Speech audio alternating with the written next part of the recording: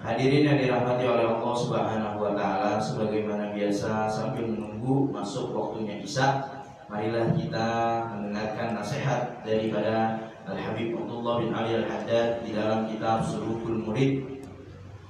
Sampailah kemarin kita kepada nasihat beliau, yaitu bahwasannya wajibnya kita atau perlunya, pentingnya, mestinya kita di dalam menjaga bacaan-bacaan Al-Quran kita, terutama adalah di suratul Fatihah.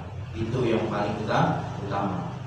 Yang pertama adalah surah Al-Fatihah, karena surah Al-Fatihah di dalam ilmu fikih merupakan rukun, hal yang wajib kedua yang tidak boleh salah dan tertinggal, karena menyebabkan kita kehilangan sholat atau umumnya adalah batal sholat kita, gitu. Jadi jangan sampai ada kesalahan dari segi maknanya nanti, kesalahan dari segi tajwidnya nanti. Mesti itu istilahnya gini aja.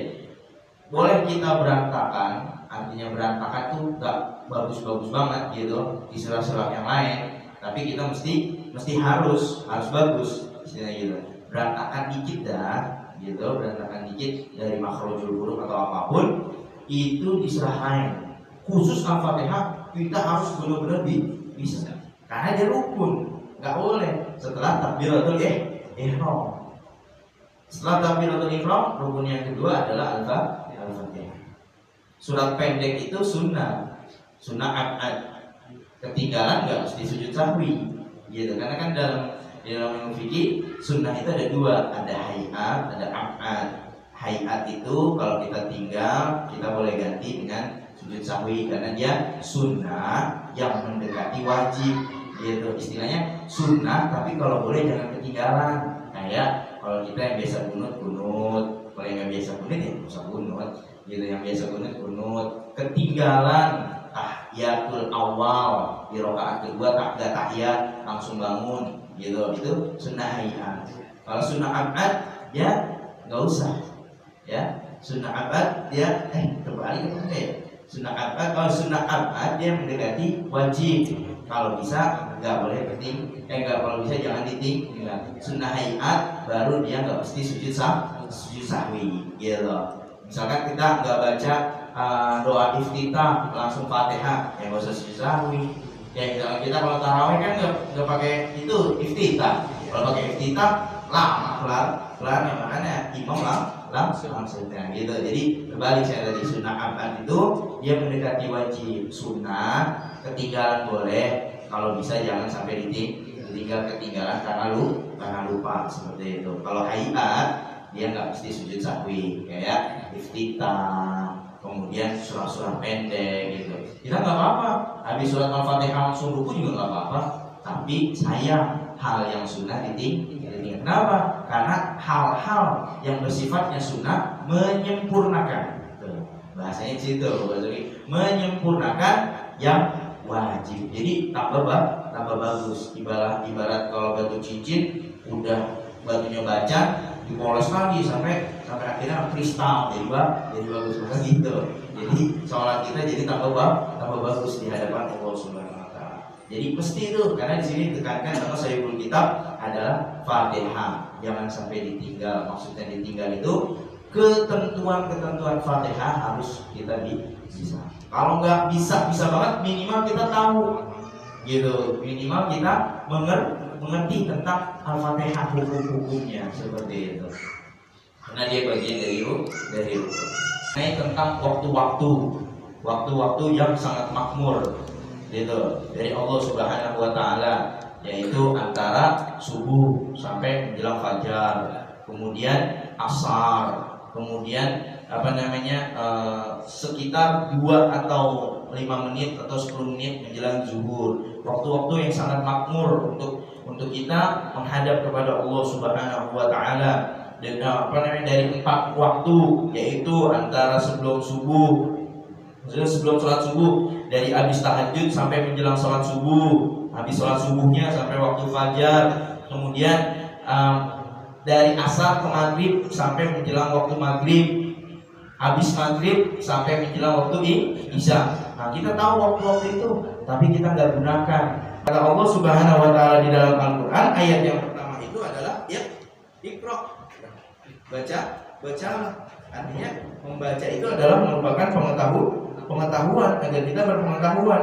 Kemudian dalam hadis banyak, talabul ilmi fardhatun 'ala kulli muslimin wal muslimat. Menuntut ilmu kewajiban. Man salaka yaltamisu fihi ilman sahalallahu lahu tariqan illa jannah. Orang yang berilmu itu dituntun sama Allah Subhanahu wa taala. Dan terutama ilmu apa? Kan gitu pertanyaannya sekarang. Ilmu apa yang wajib sebenarnya untuk kita?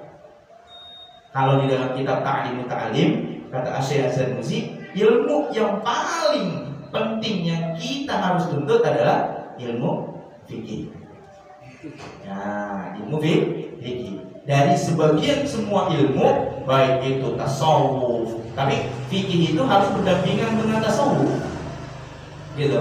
Ilmu fikih harus berdampingan dengan tasawuf. Tasawuf harus berdampingan dengan ilmu fikih. Kita menuntut ilmu fikih tapi tasawuf kita nggak tuntut, maka kita jadi sombong. Kita tasawuf tapi nggak nuntut ilmu fikih, gila. Gitu. Jadi kita belajar ilmu tasawuf tapi nggak belajar ilmu fikih, sombong terus lama-lama jadi gila, ngerasa paling hebat. Gila. Jadi ilmu fikih di dalam kitab Ta'limut Ta'lim, Syekh Az-Zarnuji mengatakan ilmu yang paling penting adalah ilmu. Semua ilmu fikih lah yang paling utama yang harus kita tuntut. Kenapa? Karena ilmu fikih adalah ilmu yang berkesinambungan, bersinggungan terusan dalam ibadah kita.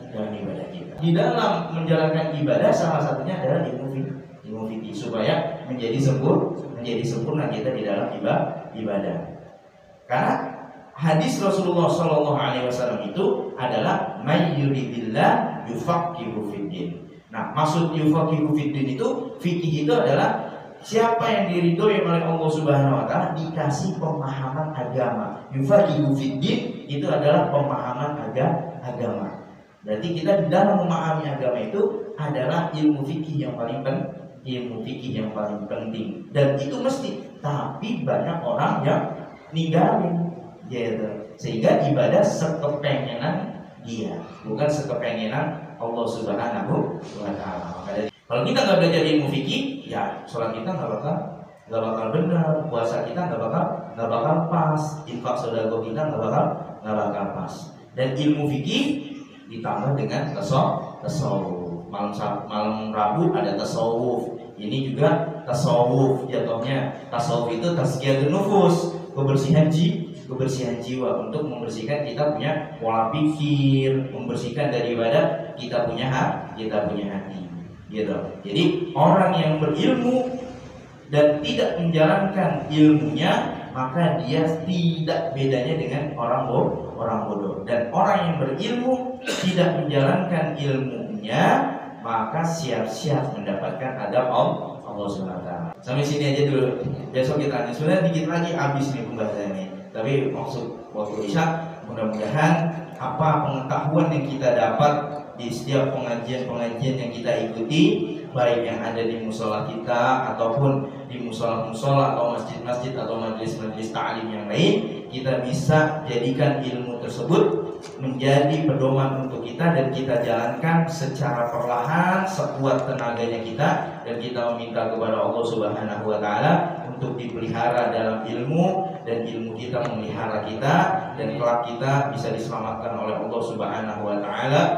Karena pengetahuan agama yang itu memang berasalnya dari Allah, yang menjadi syariatnya Nabi Muhammad sallallahu alaihi wasallam. Rabbana antas sami'ul alim wa tub 'alaina innaka antat tawwabur rahim. Rabbana atina fid dunya hasanah wa fil akhirati hasanah wa qina adzabannar. Sallallahu alaihi wasallam Muhammadin wa alihi wasallam.